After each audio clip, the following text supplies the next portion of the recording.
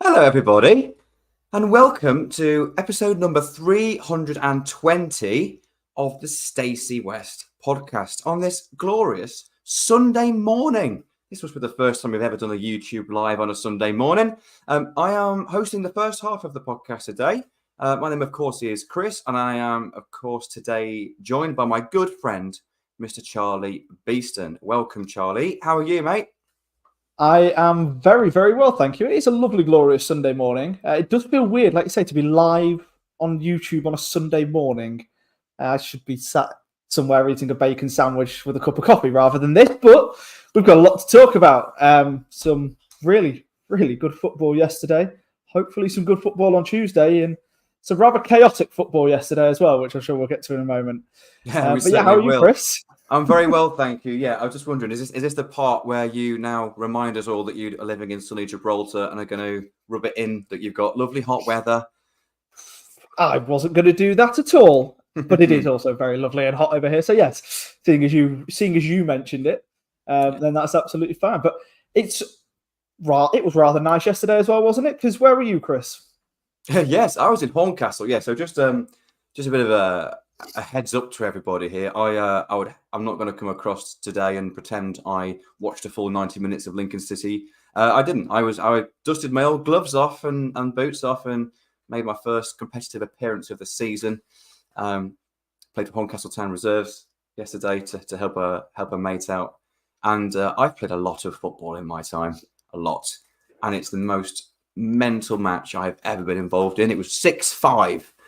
We lost 6-5, and to let 6 goals in as a goalkeeper normally feels really, really bad, and you think I must have had a bad game. I honestly, without wanting to sound too big-headed, it's the best I've played for years. It really is. I picking balls out of the corner. I was making sliding tackles, and I just thoroughly enjoyed it. Thoroughly enjoyed it. The Glads did not deserve to lose. It was a real harsh result, to be honest, but. Yeah, thoroughly enjoyed being back out there. I don't think it's something that I want to do every single weekend, but it's nice now and then just to keep the old eye in. What did you get up to yesterday, other than watching Lincoln City, of course, get a record-breaking victory? Yeah, weirdly enough, not that much yesterday, actually. This is probably the first weekend in quite a few where I've not ended up going out.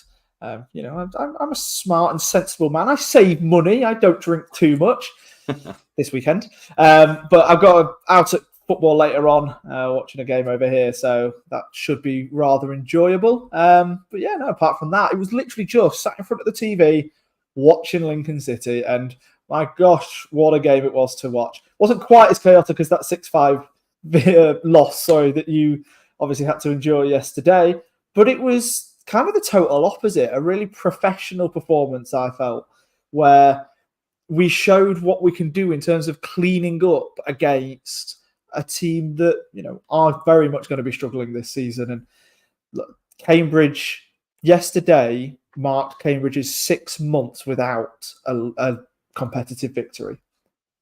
That is a bit of a strong run. And I've said before on Cambridge, I've been quite harsh about Cambridge actually when I've been on podcasts. And I've always picked them as like the club whenever we talk about different teams in our division that don't seem to have any direction. We know what Lincoln's direction is. We know it's up. We know we try and do things the right way, the way the club is ran. Cambridge kind of seem the opposite of that. I'm not saying the people that run the club aren't good people or anything like that, but it just seems like from the outside looking in, you can't see any passion or desire to make the club better like you can in Lincoln. And I felt yesterday showed that. And there was a couple of moments in the game that kind of symbolised that perfectly, which we'll get onto. But I think, first of all, we've got to start looking inwards at Lincoln as well. Take a look at that selection, because there were 4 changes. Seems like it's been... I wonder if that is the most amount of changes that Michael Skubala's ever made in back-to-back league matches, because he's not normally somebody to shake it up quite that much unless there is injury problems or illness issues. And there's a bit of flu in the camp, apparently, isn't there, Chris? Yeah, that's really interesting. And I think normally we would read a little bit more into as many changes, but he did mention that there'd been a bit of illness in the group this week. So you imagine some of those changes were maybe enforced, but also some of them maybe were justified in terms of training performances, match performances. I certainly think Jack Moylan deserved his start. To see Mr. Wickens back in goal, it's always a benefit. He was signed as the number one. I think everyone knew that. Even the other two keepers that signed knew they were joining as backups. And as much as Zach Geacock didn't put a foot wrong, I believe he's picked up an injury as well in the last week or so. So to get Wickens in off the back of passing all the protocols for his concussion is positive. Jovan Makama coming back in ahead of Bailey Kadamatri, who, of course, came on later in the game for Jovan. I think that was an interesting shout after Bailey getting his start last week. But, of course, Eric Ring getting his first competitive start as well in the league. So there's a few changes that I think we probably would all maybe expect to see at some point, but maybe not all at once. It's weird, isn't it? Because you're right. I think they are all the players that came in, like... We can take Wickens out of it from it because Wickens, he missed a game through injury, through concussion. And he was always going to be, as soon as he was fit and ready, he was coming back in. So we can kind of take him out of it for a moment. But the other three changes, like you say, there were changes that you would have expected to happen at some point anyway. Eric Ring to get his first full start at left wing back in the league. You knew that was going to be coming at some point down the line. Maybe it was brought on a little bit sooner than it would have been liked by the club. I don't know, but I felt overall he did okay yesterday. Makama again coming in up top. Jovan, we talk about Jovan's journey, don't we, to where he is now. I think every time that we're on a podcast, and I think yesterday showed as well just exactly what he can do, and he's going to be another key player. Whereas obviously, like I say, even coming off the bench, like so Freddie coming on, he's had mixed opportunities, really, mixed chances since coming back off, since when we were recording from his loan spell at Walsall. But I thought he took his opportunity really well yesterday, and he's probably worked himself into a little bit more contention to get some more minutes. And again, we praise the squad depth all the time, but to have had those players available when we're in a bit of a potential injury crisis or flu crisis or whatever on a weekend, and we've still got a really, really strong squad out. So yeah, I'm really pleased that we looked ahead, because this time last season, if we had 3, 4, 5 players out, it showed, for example. And yeah, Jack Moylan coming in, really thought he deserved his chance, sort of since coming on and kind of being a super sub in recent matches. He's shown exactly what he can do. He's quite similar to Tom Bayliss in some areas, where I think I said it on the Deadline Day Live that we did.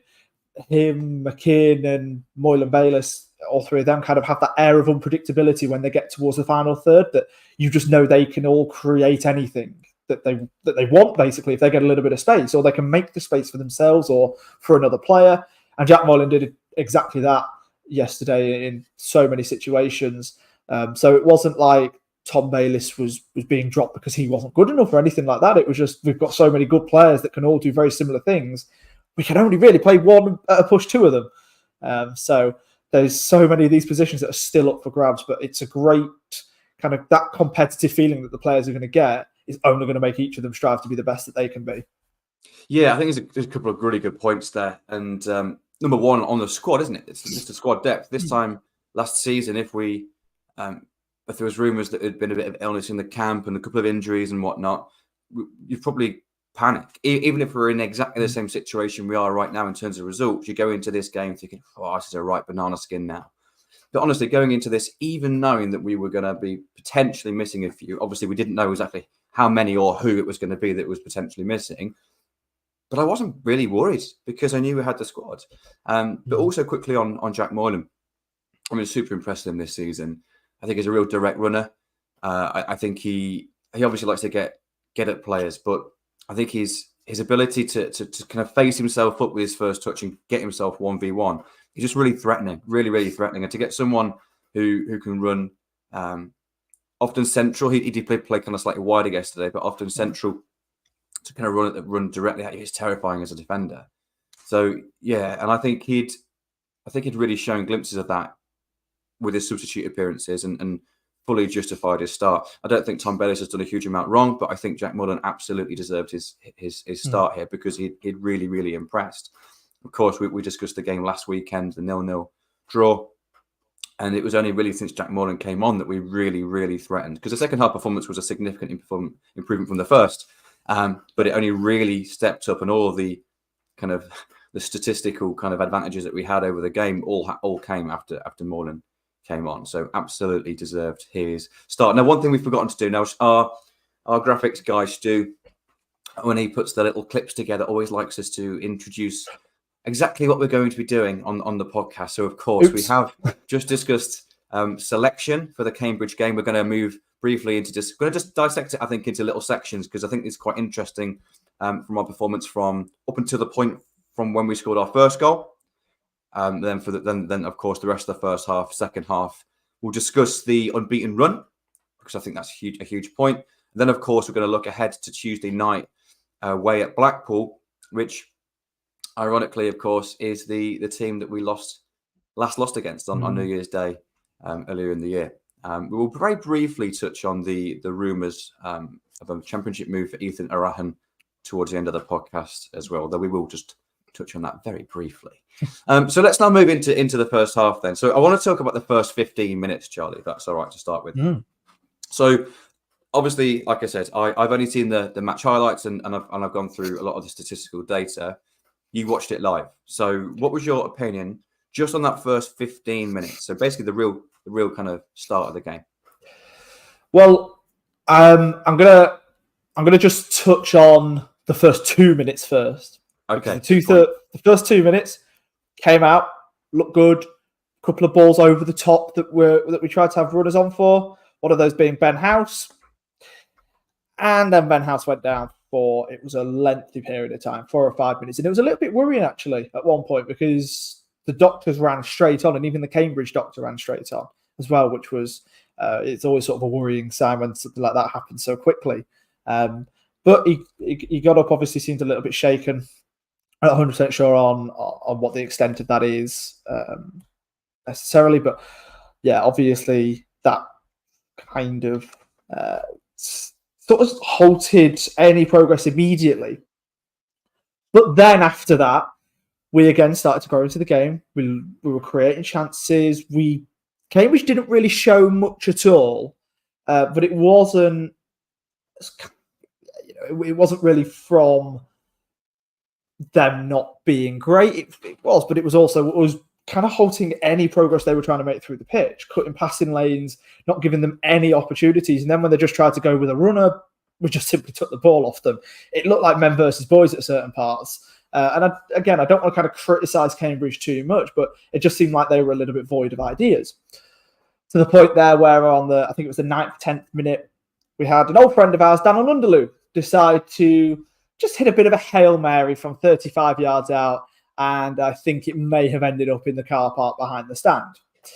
And obviously that meant a lot of Lincoln fans erupted in certain chants about usefulness, shall we say, towards Daniel Underloo. Imagine. Yeah, and he seemed a little bit sort of agitated for the rest of the game, really. I don't know whether that had anything to do with it or what, I'm not sure. But that kind of just showed what Cambridge were going to be about for that, especially the first half. I think especially the first 15 minutes, that they just didn't really have any ideas. But then on the 15th minute, we got a great chance, and it was Jovan Makama. He had 2 one-on-ones yesterday, but this was the first. And I saw comments saying he's got to be putting that away and all of this. Sorry, I'm praising the goalkeeper.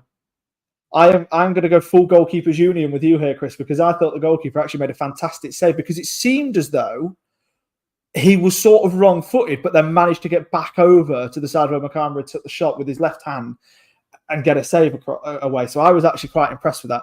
Jovan maybe could have done better, but there was a defender in the way. He had to beat the defender and then get the shot off. So I just thought it showed kind of a good intent from Jovan to at least be in that position. A little bit like a certain Joe Taylor earlier on in the calendar year, where he had those 2 opportunities against either Derby or Peterborough. Those 2 games just get mixed up in my head. I think it was Derby, where he had those 2 one-on-one opportunities, yeah, and they were both saved by the keeper. And everyone was like, he's got to be putting them away, But at the end of the day, he was getting in the positions. So if Jovan is doing that as well, can we maybe make a bit of an early comparison that Jovan's also going to go ahead and get 10 goals in half a season, right? That'd do nicely, wouldn't it? Yeah, I think a couple of things on Jovan, because I imagine we'll discuss him in a bit more depth later, but just really impressed with him so far this season. It's just that last action, isn't it, that's missing, because everything else is brilliant. I've mentioned on the podcast recently, and that some things that you noticed is it's a good dribbler. He's obviously big and strong. He's good at holding players off. There was one point actually in the lead up to I think it might have been our second goal. Or it might have been, no, to tell a lie. It was actually the lead up to the first goal, where there were 6 Cambridge players around Jovan that dispossessed him. That's just a real compliment to him. That's the threat he showed. Obviously, he'd had his 2 1-on-1s at that point. But let's touch on that first one in a mo. But just with Jovan's all-round game, I've been really, really impressed with him. There's the things that you see, but there's also the things that always go a little bit unnoticed, which is his link-up play. He's really good at one-touch link-up play just to keep the ball moving. And, it's with him for a split second, so you don't always notice it too much. But I think that's something that's really impressed this season. He just needs a goal, doesn't he? He just needs a goal because he's done everything right. And I love that you were at Goalkeepers Union, by the way, by that first one. And it's a decent save. As a keeper, though, that's the best place for him to put it. It is. And all he needed to do in that situation, because there's a lovely, on the extended highlights, there's a lovely behind the goal camera angle. And all he needs to do is just roll it bottom right corner. Doesn't need to hit it too hard, just roll it and it's a goal, because the keeper's slightly unsighted at that point. And but he's done so well to get there. Like, it was not an easy chance to create. So credit where credit is due, but it just showed us, obviously it was so early in the game when it was really threatening. So we're going to touch on the second 15 minutes in a mo, up to the point where Freddie scored. But particular statistics really stood out for me. Of course, without actually watching the game, only seeing the highlights. But in the first 15 minutes, one of my favourite statistics. So sorry, everybody here that isn't massively a fan of stats, but I think this one does really give an indication of how dominant we were. So passes allowed per defensive action, PPDA. So there's a number associated with how many passes do you allow the opposition before you basically win the ball back. It is kind of what that means. Ours was around the 8 mark for the entire 90 minutes. It didn't really change at any point. And it was around like that in the first 15 minutes. I'm going to ask you, because it's high. I've never seen it this high before. Genuinely never seen this number this high in any game. What do you think Cambridge's PPDA was in the first 15 minutes? So this is how many passes they allow us to have before dispossessing us? Yes. You've said it's high, so I'm going to go with like 13, 14. 35. I've never seen that. Did they dispossess us at all? Clearly not. Clearly not. So that just showed a real dominance. It was to press us, to win the ball, to disrupt them, but actually them having a complete inability to do that to us at all. And just sheer dominance in that regard. And I thought that's great, because as much as I think last season under Michael Skubala, we were renowned for starting games quickly. And I think we have shown it at times this season, but I have to admit, there's been a couple of games this season where we haven't started quickly. And Scoob just come out and mentioned he was disappointed with how we started the game. I think obviously last week against Wigan, a slow first half really. So to start the game so well yesterday, I thought it was really pleasing. And then of course 26 minutes in, Freddie Draper gets his first goal of the league season. Brilliant for him. Thoughts? I just thought that it was such a great move to break down. Like we said, Cambridge quite clearly weren't willing to come out and press us. They were happy to let us have the ball. And therefore, it kind of put the onus on us to have to go out there and create something. And we already spoke about the fact that Jack Moylan could be somebody that does that. And he did. He got the pre-assist. Soon enough, that will be an official stat somewhere or other. It is. It's called a second assist. It's on the account. Yeah, it's on there. Right. Well, there you go. There you go. So, yeah, he got the pre-assist, played it out, obviously, wide, a little bit wider to an overlapping Tendai Deriqua, who, again, I am going to be echoing myself every single time I'm on this podcast. I am in love with Tendai Deriqua. What a player. And he just finds literally pinpoint perfect pass in cut back into the box for Freddie Draper, and he just scored a striker's finish. It was a really, really nice finish. He knew exactly where the goal was. He knew exactly where the players were around him. He knew what kind of time and space he had. He wasn't messing around. Straight into the back of the net. I was really impressed with the move overall, and honestly, then with Freddie Draper, who, he could have been low on confidence because obviously getting recalled from a League Two side last year, and it looked as though basically the world was going to be his oyster in terms of the amount of opportunities he could get. They were kind of a little bit limited at certain points, and he did okay for the second half of the season, but he wasn't sort of showing why he deserved to be starting absolutely week in, week out. And many people have said at the start of the season, Jovan is now ahead of him in a pecking order, if we want to have a pecking order. And then for Freddie then to come onto the pitch and score that, people will say, "Oh, yeah, but it was only a few yards out. It was an easy finish." No, it wasn't. Not with that many players around him, not with the ball coming at him. Actually quite fast from Derikwa as well. And to be able to guard that perfectly into the back of the net, really, really impressed. And hopefully that's going to be a sign of things to come from Freddie Draper. We just talked about how exciting it is having all of these players chomping at the bit to get going, aren't we? Yeah, it's great. It's great. I think obviously we haven't touched on Bailey Cadamarteri yet either, but the fact that he got off the mark later in the game was brilliant. We've got centre forward scoring goals. We've got Jovan being incredibly threatening and really, really close to scoring as well. It's not like he's nowhere near it. He's having big chances, getting in good positions, and having a huge role to play in his overall game. Again, this goal came from an initial attack in which Jovan was dispossessed by, like I said, he was surrounded by 6 Cambridge players that all closed him down to win it back just on the edge of the area. I think what I noticed here was that Cambridge had a real inability, or it just wasn't part of their game plan to try and counter us.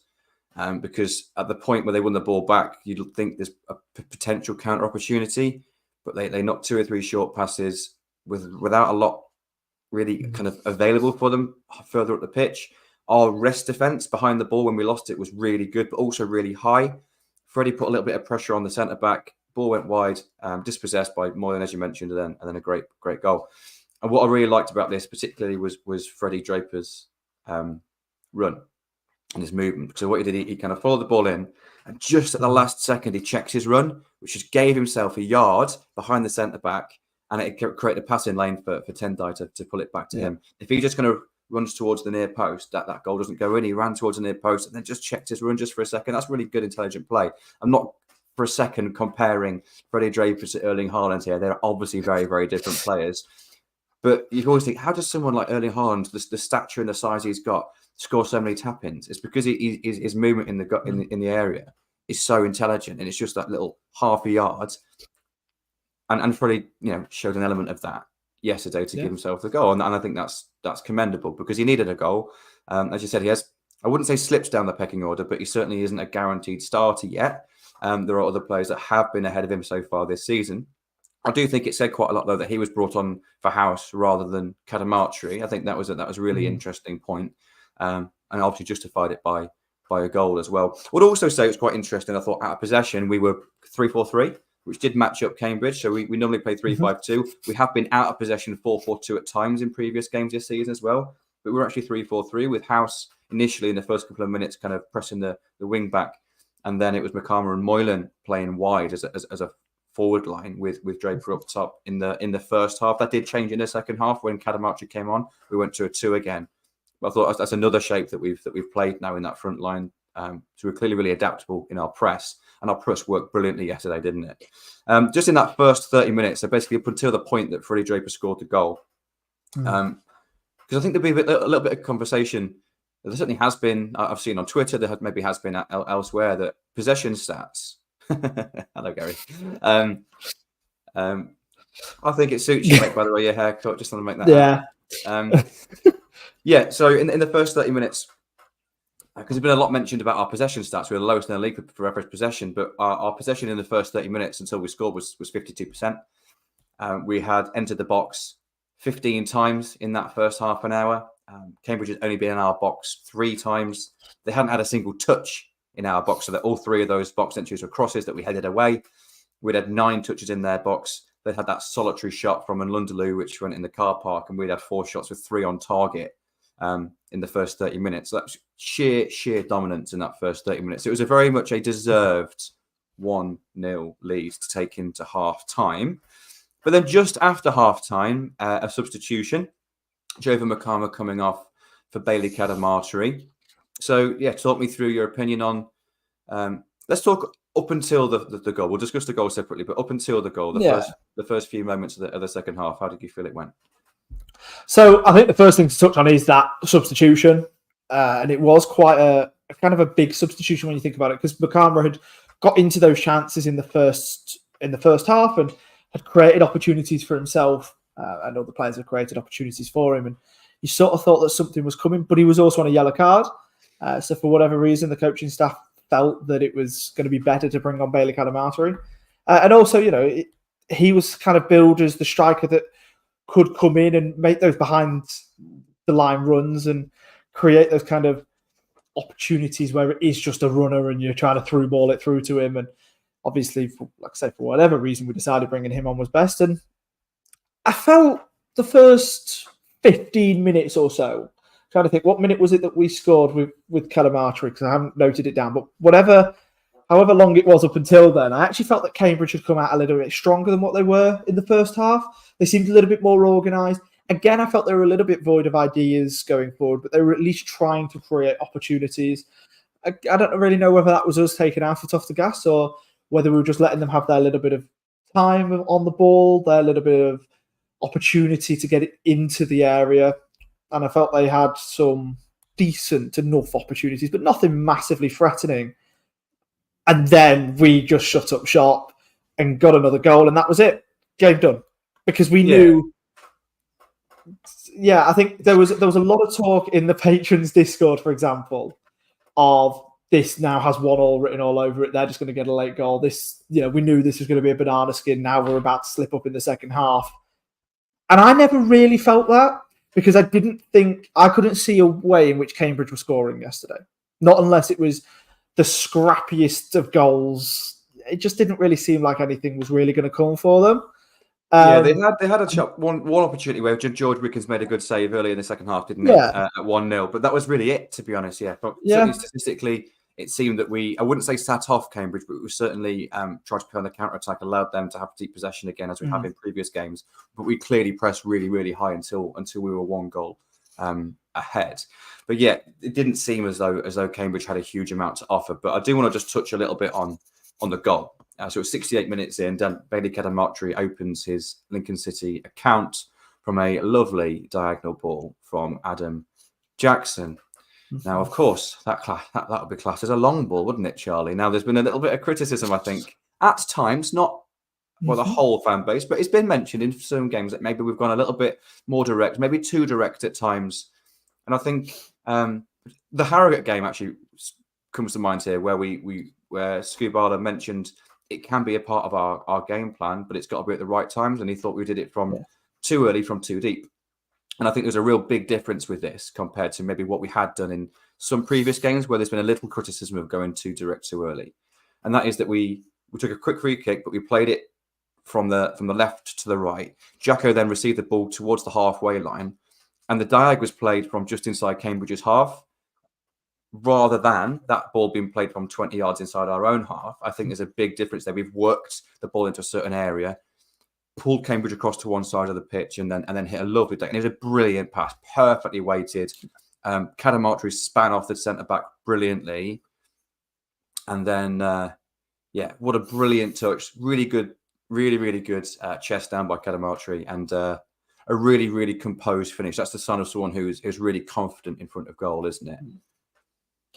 Yeah, it really is. And look, the long ball stuff, I'm a little bit torn on, because I think it can work so very well when we can do it right. And not every single long ball is always going to go directly to the striker, and they're never going to always knock it down and have a shot on target at least. It just doesn't work like that, because misplaced passes happen all the time. At least if it's a long ball misplaced pass, you're less likely to be in trouble than if it was just a centre-back to centre-back pass, for example. But it can work really well. But there are times, like you say, and like Marcus Kubala has said, where we have done it too much. And there's not really been the need to do it as much, because we've got for example, Justin Ethan Abraham, we've got one of the best midfielders in the league. Bypassing him all of the time is pointless. But if we can mix it up, play through them, but then also make the defenders think that they're going to have to drop off to cover a long ball, and then also create more space in the midfield, but then have the midfield drag. The more unpredictable that we can be, And the more different levels to our game that we've got, the more opportunities we're going to be able to create. That's just the way football works. So I'm a big fan that it can work when we've got it and that we've got that in our arsenal, just as long as we don't use it all the time, obviously. Yeah, but at the same time, absolutely. I wouldn't I agree want with us you to try 100%. I wouldn't want us to try and score a tiki-taka goal every time, because that's not always going to work. So you've got to very much mix it up.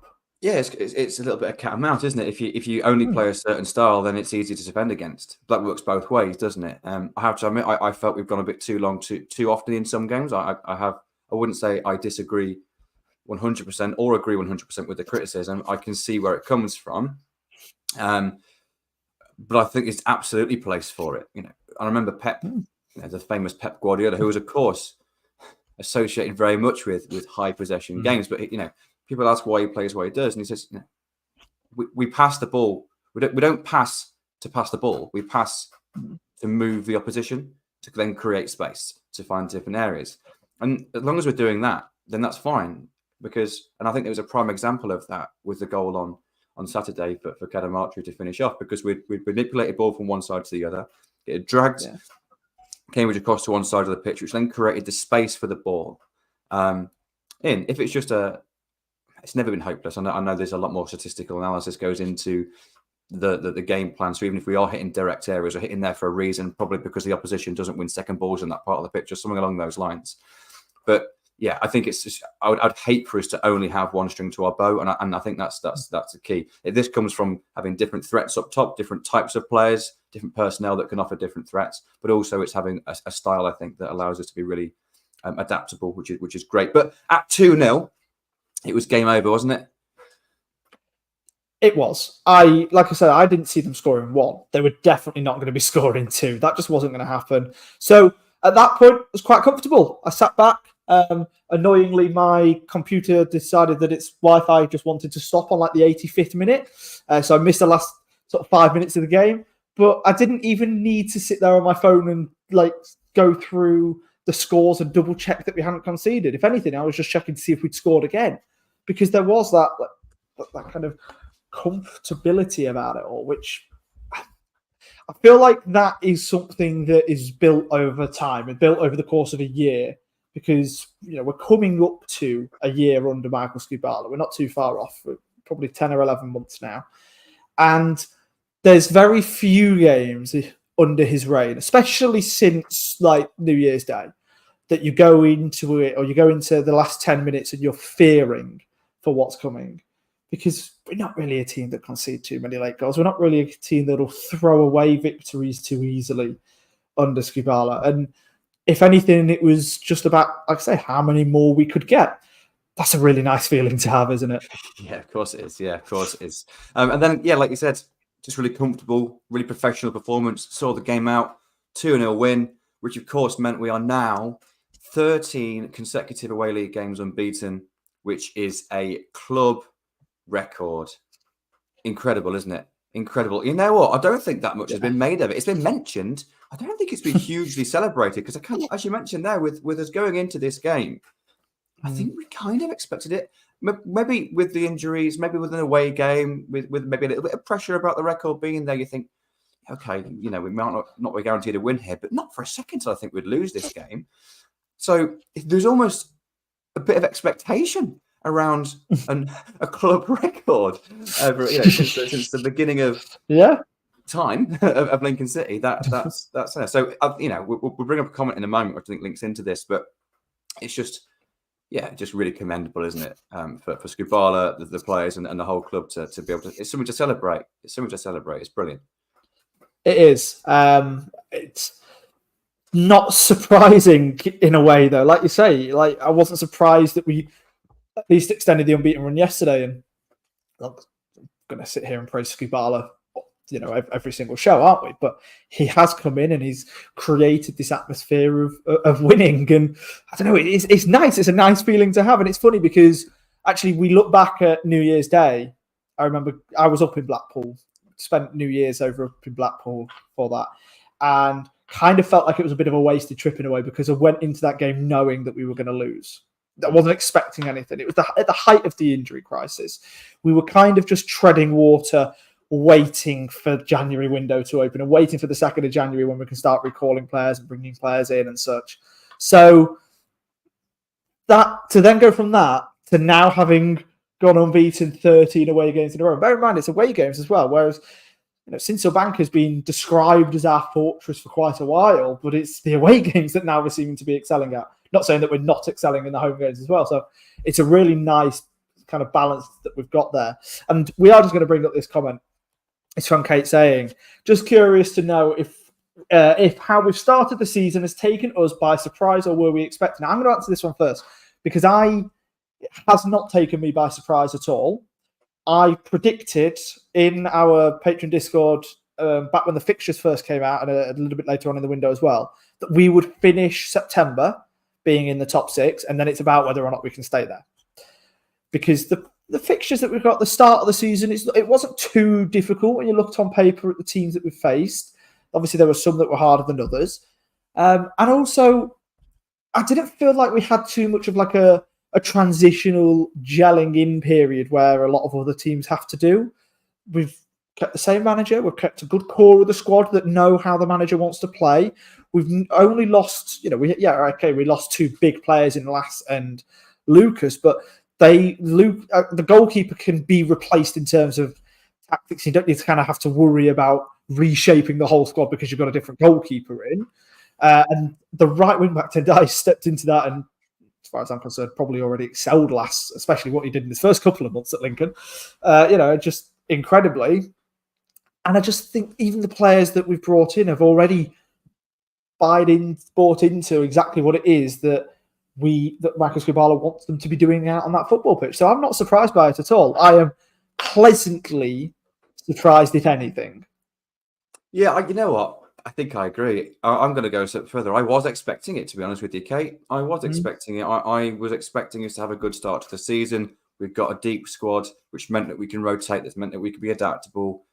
Particularly in the early start of the season, I felt that we had an advantage against a lot of other clubs. Now, do I expect that to maybe even out as the season progresses? Absolutely, yeah. I do expect us to finish 3rd. No, that's where we are in the league currently. But did I expect us to have a strong start? Yeah, I absolutely did. It's weird, isn't it? The actual one game we've lost, we even deserve to get something out of. So, we could even be a point better off than we are now. But yeah, I did expect it. Expect is maybe a strong word in that. Would I have been disappointed if we were 10th? No, of course I wouldn't have been. You want to see that we're going in the right direction. You want to see that you can see the progression on the pitch. But to get the results that we have done and to be where we are in the league at this point compared to our rivals, I think is really commendable. But I also think it's what the club are planning for. And I think as a fan base, it's what we were all certainly hoping for and believe we were capable of it. It's not something that I think is unsustainable either. Will it become more challenging? Absolutely. Of course, we're going to touch on in a moment. We're going to touch on an incredibly challenging away fixture on Tuesday night away at Blackpool. But as we are right now, delighted with the start of the season, but was expecting us to have a strong start. How strong I wasn't sure, but certainly a strong start. To be 3rd is brilliant at the end of September. But I suppose now will be time to have a lovely little break. Unless there's anything else you'd like to add on Cambridge or the run, Charlie. No, I am happy for us to go into the break because we are 40 minutes in and Gary's already tried telling us off for being too long. So we'll jump into the break. Obviously, if you're listening on Spotify, you'll get an advert, probably Gary talking about some burgers or something. I don't know what the adverts are nowadays, actually. And if you're watching on YouTube, then you'll just get me and Chris sat here looking awkwardly for 5 seconds. This is the awkward part. Yeah, right. Do you want to bring this bit in? Just give me a second to get the right. Yeah, no worries. Oh, that's it. You get all your stats up. It's notes. It's not stats. It's notes. Oh, it's notes. It's notes. It's notes. I've got a phone which has notes on. Pretend. Good old pen and paper. I can write faster than I can type. So. You see, I'm a very quick typist. Okay, then. So let's jump straight back in. 3, 2, 1. And here we are then for part 2. Welcome back.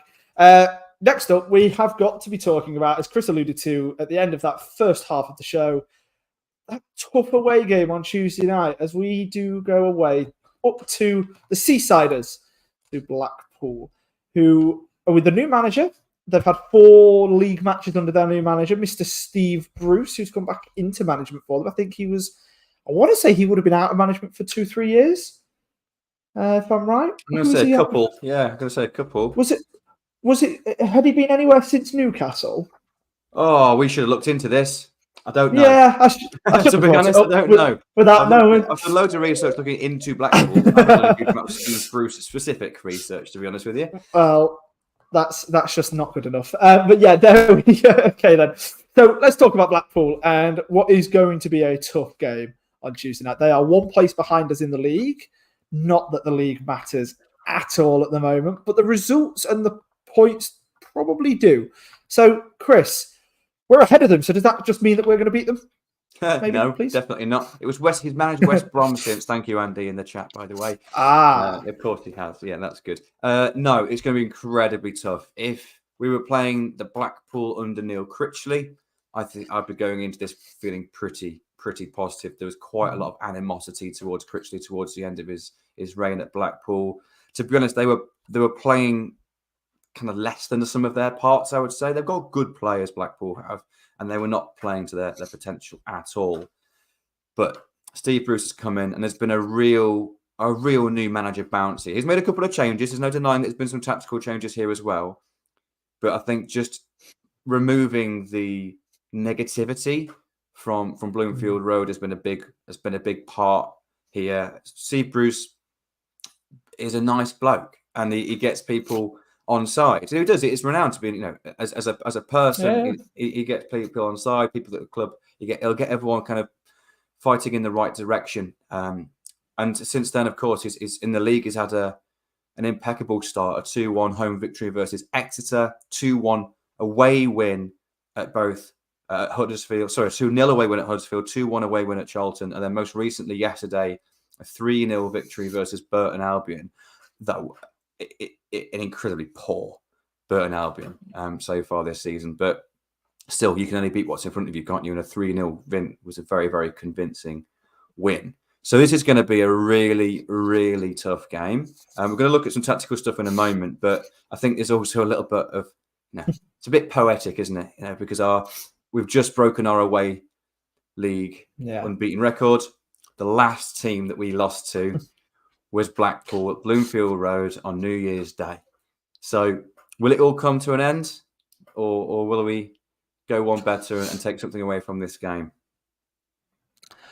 Well, hopefully the latter. But yeah, it's weird, isn't it? Because like I said earlier on, I remember that game very, very vividly, and it started chucking it down with rain towards the end of the match, and it just had that real air of miserableness about it.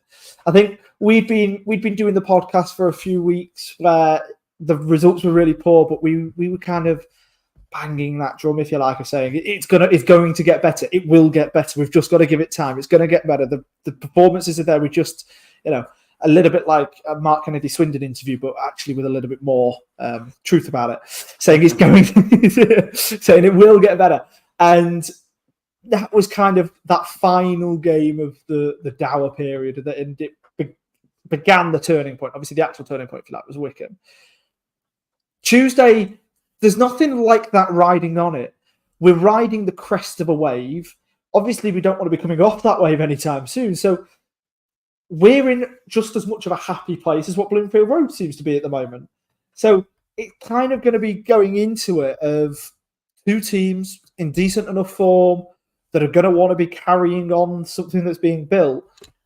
I don't know. For me, I think that we're the team that are going to be able to get behind that more. And also, laws of probability. They've won 4 league games in a row. They're not going to win 5, are they? You certainly hope not. I think this is two really, really good teams on good form playing against each other. It would be a really good game for Sky to put on, to be honest, for a neutral to watch as a League One game. I think it could potentially be kind of open game, but I think it's two teams, as you said, on good form in a good place at the moment. That we're both probably going to go into this thinking we've got a good chance of getting something positive out of this. I also think both teams would be pretty pleased at the point. And if we do come away with a point, I would be delighted. I think that'd be a really, really, really strong point off the back of four back-to-back victories for Blackpool. But I think what's worth looking at here is a bit of a tactical breakdown here, because just so everyone knows, my plan this morning was to watch the full 90 minutes back of the Lincoln game, and it wasn't available on the website yet. So I watched the extended highlights. I went and got all the data, but Charlie was very much the expert on that game. So I spent my time instead in looking at every single Blackpool match under Steve Bruce in depth, watching extended highlights and other clips and bits and bobs to try and see, right, okay, what are they all about under Steve Bruce then? Because you can look at stats, but to be honest, statistically, they're quite similar to us in regard to like box entries, crosses in the box, touches in the box, XG created is similar. They do concede a lot more than we do XG wise, but again, all the numbers take into consideration under Critchley as well. So yeah, I was like, let's watch it. Let's actually try and apply some of the statistics, yes, but let's have a bit of the eye test as well, and let's try and work out what are they all about under Steve Bruce. Where are their threats? How do they set up? How might they try and damage us? But also, how can we maybe exploit them? And a couple of things are quite apparent. So they're most likely going to play 4-4-2. What I would say is I think there are a lot of associations with 4-4-2 to play kind of super direct, kind of 90s style football. It's not like that. I know Steve Bruce maybe is associated with that style of football a little bit, but it's not. It's a 4-4-2 shape, but they play decent football. They have decent possession. But what they do is they try and get the ball wide, and they get bodies in the box. That in open play, that is very much their style, and they've got really good players to be able to do that. They've got an incredibly threatening left flank in CJ Hamilton, really, really, really pacey player. Suits him so much more playing on the left than on the right. For some reason, he was playing right wing back at times with Neil Critchley, and it just didn't suit him at all, because he's your traditional left winger. He's a bit Cohen Bremmel-esque, to be honest, in terms of his style. Got good delivery, but is primarily left-footed, but plays on the left. Then on the right-hand side, they've got Rob Apter, really, really, really good 1v1 dribbler.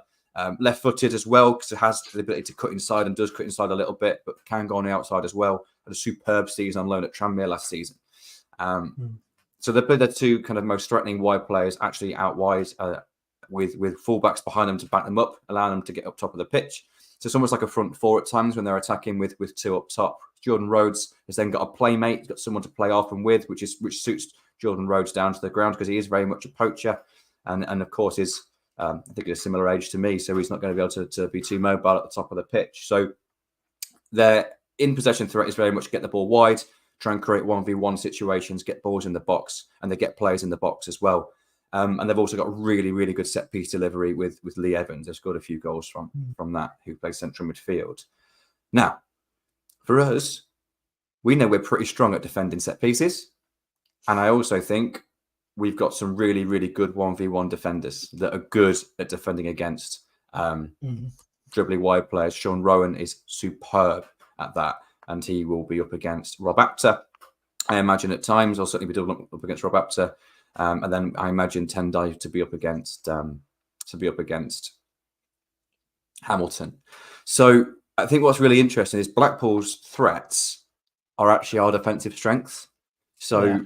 So that it'll be really even in that regard. I hope it doesn't cancel each other out. But what it means is the threats that Blackpool pose and have posed in the game so far, I think we can limit it. I don't think we can stop it altogether, because I think that's the style always gets an opportunity or two in a game. But I certainly think we have the ability to limit that.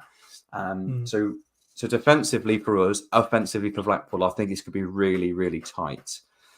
Offensively for us, defensively for Blackpool, I think it's super, super interesting, because they have given up a few chances. They've had Harry Tyra in goal to thank in every single one of their games. He's made at least one, often multiple, really, really key saves. So they're a little open at the back. They are a little susceptible, not necessarily on first phase of set pieces, but I've really noticed their second phase of set pieces, they're a little bit slow to organise. So that could be something that we could exploit.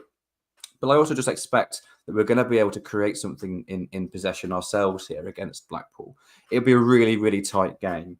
The really interesting thing for me will be how we actually set up out of possession, because we've seen ourselves set up in three different shapes out of possession. In possession, we're pretty much always our 3-5-2. But out of it, we've had three different shapes. We've been 3-5-2 out of possession, we've been 4-4-2 out of possession, and we've been 3-4-3. So that'll be really interesting. I've got an idea of how I think we can hurt them, but I'm also really aware I've been talking quite a lot. So I'm going to ask if you've got anything to add or any questions or any comments off what we've just been speaking about there. And then I'll come in with my final piece, which is how do I think we can actually damage Blackpool? And we'll go from there. I think what's going to be interesting is if they are attacking as a unit of 4, chances are it would mean that we out of possession. You'd think that we try and go for more of a 3/5 back so that we had that +1, which I think if Eric Ring is starting at left wing back or whatever position you want to call that, just on that left side, it's going to be a big test for him, I think, to see what he can do defensively and how he can help out Rowan. Because if Rowan's constantly getting brought out to that kind of left back position past the penalty spot, past the penalty box line, there could be kind of half spaces that have become available quite easily.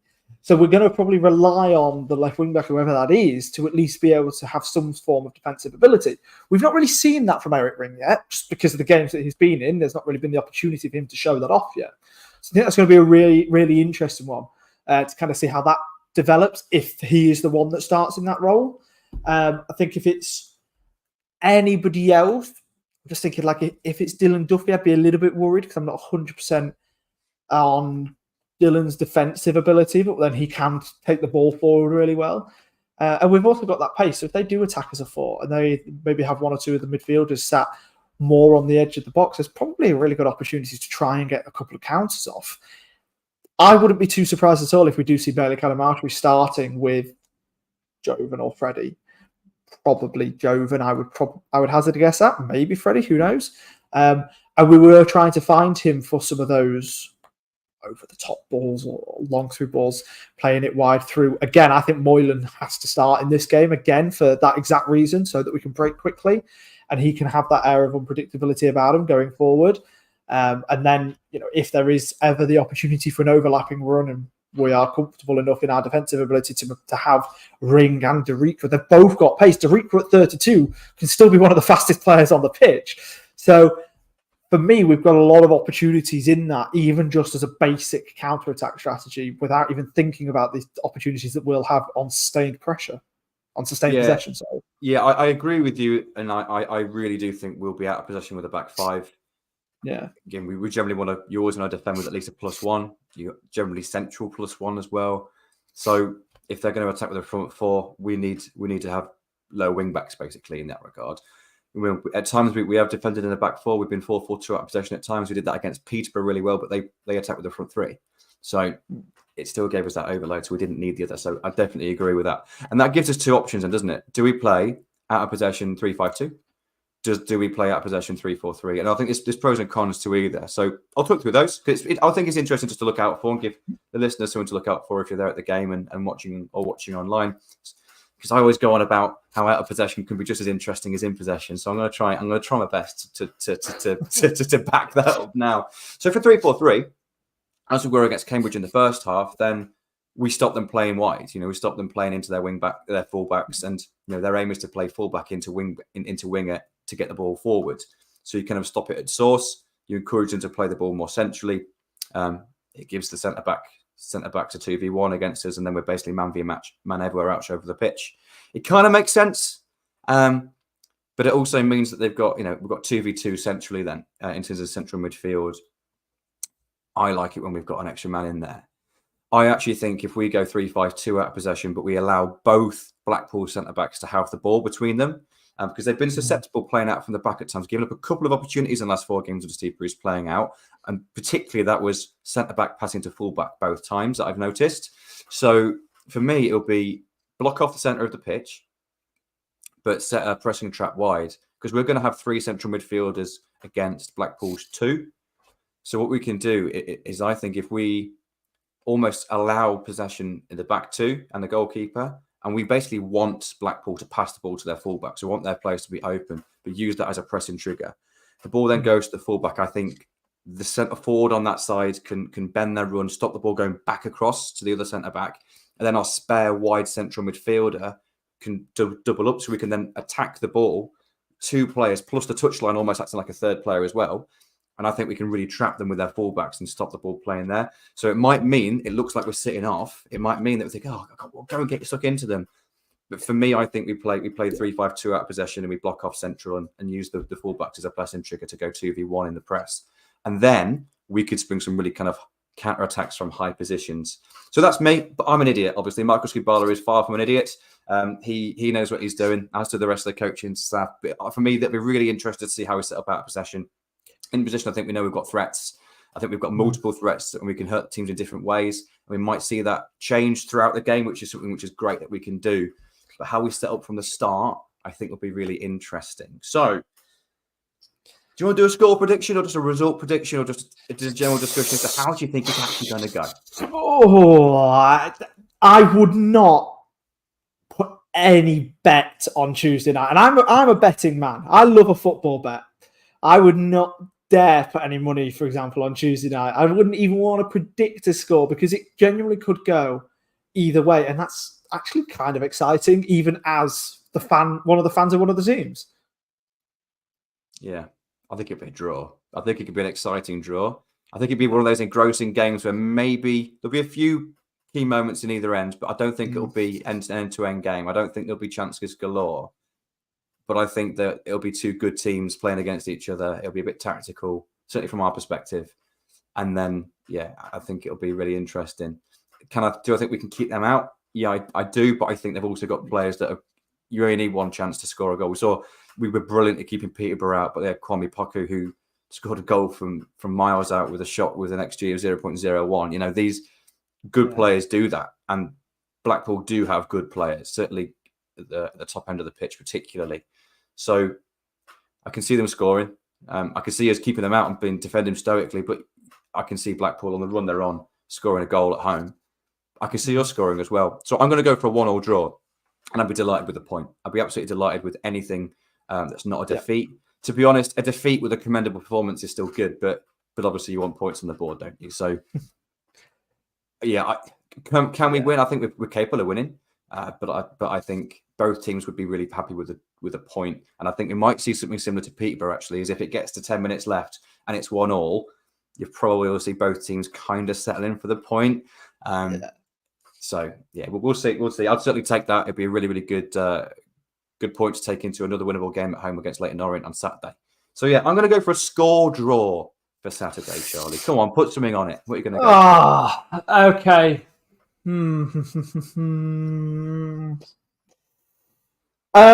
The thing is, now I just want to copy you. You can, but then that's boring. So we're gonna go for a 1-0 victory. Ooh. Well, obviously we'd all like that very much. I think there's definitely something in that. As mentioned, like Blackpool's strengths play into our defensive strengths. So maybe that'll cancel it out a little bit and we'll nick something. That's very much what I'm hoping for. We'll start strong, maybe not get a goal too early on, but then we will get an opportunity at some point in the game. And I feel like we're on that sort of run at the minute where we're going to be taking our opportunities. And don't get me wrong, they're the same, but if we can cancel them out and block them out from creating their channels that they normally like to create, then I think we can be in a really, really strong position for just not a comfortable at all, but a 1-0 victory. So that's whatever happens anyway. I'm very much looking forward to Tuesday night and to watching that game. And I'm very much looking forward to watching one player in particular who has just been so comfortable in the middle of the park so far this season, and that is Ethan Arahan, who has supposedly had rumours of a move to Championship clubs. Let's be honest, I'm not... there's literally no story in it because it's like, okay, what a surprise. Championship clubs are looking at one of the best League One midfielders. Who knew? We were surprised that there wasn't a formal bid in the summer transfer window. That was the surprise. The fact that Burnley and West Brom and others are supposedly looking at him now is not a surprise. But we did feel like it needed to be mentioned. Chris, I mean, is there literally anything to add other than, yeah, well, maybe one or two things in terms of the bigger picture. I agree with you that there was no surprise at all that he's been linked with Championship moves. Of course he is. We kind of expect it, don't we? and again, I agree with you. Just really surprised but delighted that we weren't subject to any formal bids in the summer. But I also know that was partly down to everyone's been really grown up about the situation. Ethan himself, the club, actually Ethan's agents are great as well. I think there's really modern agents that see things in a different way than maybe is traditional, and everyone just knows where they stand. So no one was willing to stump up the fee that everyone was aware of. So that was that. There was some cheeky inquiries, I believe, but there was no formal bid at all. Now, if we continue how we are into January, and we've got a real big opportunity to have a positive second half of the season, it's then a really tough situation, because we know how important Ethan Arahan is. And of course, if we're being part of a successful team in the first half of the season, he's going to be a key component of that. And therefore, we will expect bids in January. So then you kind of got to weigh up the pros and the cons, haven't you? Because you've got the commitment to the player. Part of him signing was the agreement as to what the fee would be for him to leave. So if a bid is met, then you kind of have to allow him to discuss that if you want to be a trustworthy football club to then be able to make more of those signings in the future. But also you've got to weigh up the cons of, well, what if we lose them in January and then our form tails off? And that's the only concern in the back of our mind, because knowing the club we are, knowing that we try and do things in the right way, I feel if a valuation is met in January, then Ethan will be going to the Championship, providing he wants to go to that football club that puts the bid in. If it is a Burnley, for example, then you can't say no to that. A real opportunity to be a Premier League team this time next year. So I don't think you could turn it down. I don't think we should turn it down, but it would be a huge loss on the pitch for us, certainly. And honestly, I would rather us have that sort of transition to happen in a summer window than a January window. But you can't turn the money down if it's there. So I also trust the club's recruitment strategy to be able to replace adequately, but I also think we've got a real Rolls-Royce player in Ethan, and it'd be very, very, very difficult to replace someone like for him. So yeah, that's the only concern really, is if we're good until January and he keeps getting the attention that he absolutely deserves, it's going to be really, really tough to keep him for the second half of the season. And how that then impacts us on the pitch for the second half will be really interesting, certainly. But as it is right now, we've got another couple of months yet to enjoy Ethan Arahan, to be part of our team. And there's no reason for us to think that we can't keep hold of him in January like we did in the summer. So it's there's nothing to worry about, but I think it's a realistic discussion point at least. Let me give you a hypothetical, Chris, for no other reason than stirring the pot. Let's say, because we've sort of hazarded guesstimates that it's about that £1.5 million mark, haven't we? That's probably around the sort of, I don't think it's an official release clause, but that's the sort of agreed fee that we'd let him go for. So let's say £1.5 million. Let's say West Brom. I'm not going to go with Burnley, but let's say West Brom come in January and they offer £1.5 million for Ethan Arahan. He would go and all that, right? Or they turn around and say 1.25, but you can keep him for the rest of the season. Oh, now that is a tough one, isn't it? Yeah, certainly. Oh God, yeah. I think I would. Because him for half the season. Looking at this financially, yeah, that's 250k loss on the valuation. But if we get promoted, the financial windfall it will get because of that is more than that 250k. I think that would be worth it, considering that the 250k that we're talking about as a difference there is approximately what we paid for him in the first place anyway. It still would be a good one. Good point.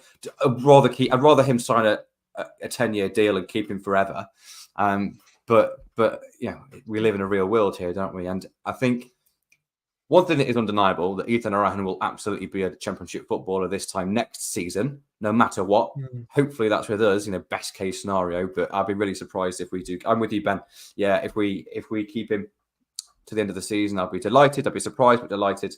But ultimately, if you're selling players at big fees, it shows that you're doing something right as a football club, both on and off the pitch, doesn't it? But like I said, it was a rumour that came up. We don't want to give it too many legs, because it's not a surprise that it's been talked about. There's not been a formal bid made. We've still got 2 months until the window opens again yet. Lots of football to be played.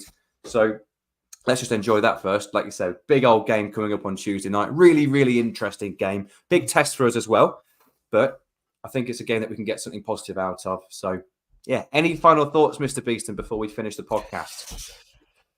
No, look, we're in a really good place. I'm rather looking forward. It's just 4 weeks yesterday is how long it is until I go for my first home league game of the season. Stockport at home. Flights are booked, so I am very much looking forward to getting back down to Cinderbank then.